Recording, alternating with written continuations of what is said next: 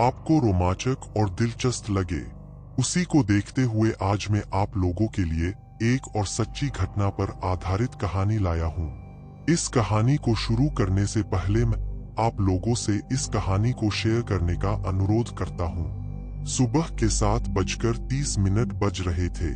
सुभाष और उसका परिवार अपने किराए का मकान छोड़कर अपने खुद के खरीदे हुए घर के ओर शिफ्ट कर रहा था।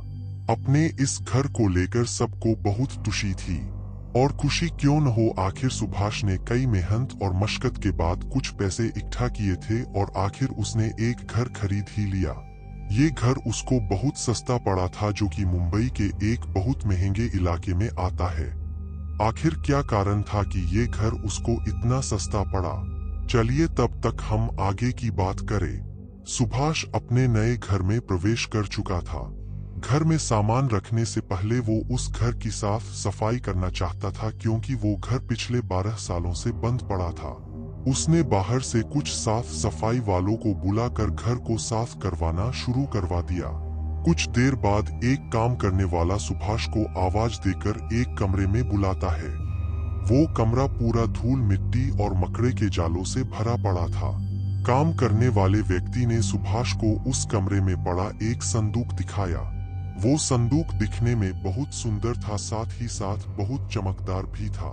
सुभाष ने उस संदूक को खोलना चाहा, पर उस संदूक पर बहुत बड़ा ताला लगा था।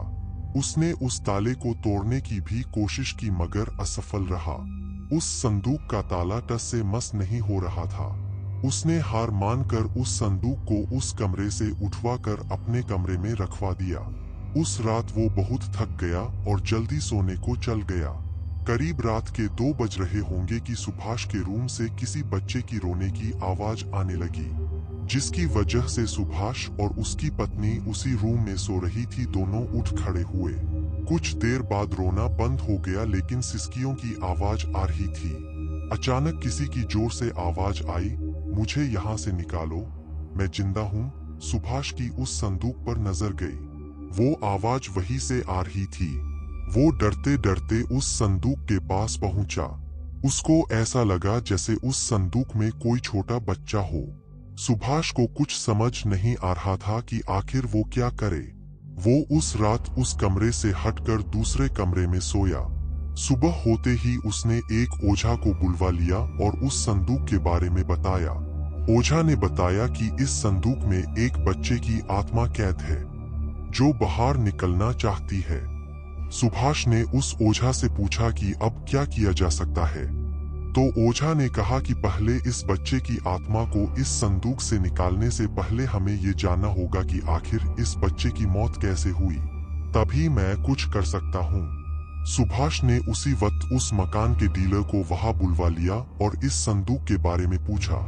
ये पूछते ही डीलर ने जवाब दिया कि इसी संदूक की वजह से आज तक किसी ने इस मकान को किसी ने नहीं खरीदा। जो भी इस मकान में आता था वो इस संदूक से आने वाले आवाज से डरकर भाग जाता। उसने बताया कि करीब 12 साल पहले इस मकान में ऐसा कुछ नहीं होता था। उस वक्त इस मकान का मालिक अपने पत्नी और 2 बच्चों के साथ रहता था। अचानक ऐसा कुछ हुआ कि उनका एक बच्चा रहस्यमय तरीके से गायब हो गया। उसको बहुत ढूंढा गया, परंतु वो नहीं मिला, जिससे उसके माता पिता ने हार मानकर इस मकान को छोड़कर चले गए। डीलर जो बताया उसको सुनकर सुभाष के मन के कुछ प्रश्न उठे कि कहीं इस संदूक में जिस बच्चे की आत्मा कैद है, क्या वो वही बच्चा तो नहीं जो 12 साल पहले खो गया था? और अगर वो वही बच्चा है तो आखिर इसकी मौत कैसे?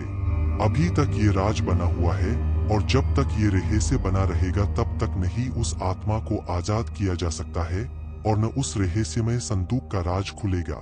तो दोस्तों, कैसी लगी आपको ये कहानी? मुझको द्वारा बताएं और इस कहानी को लेकर चर्चा जरूर करें। और भी भूत प्रेत की कहानी के लिए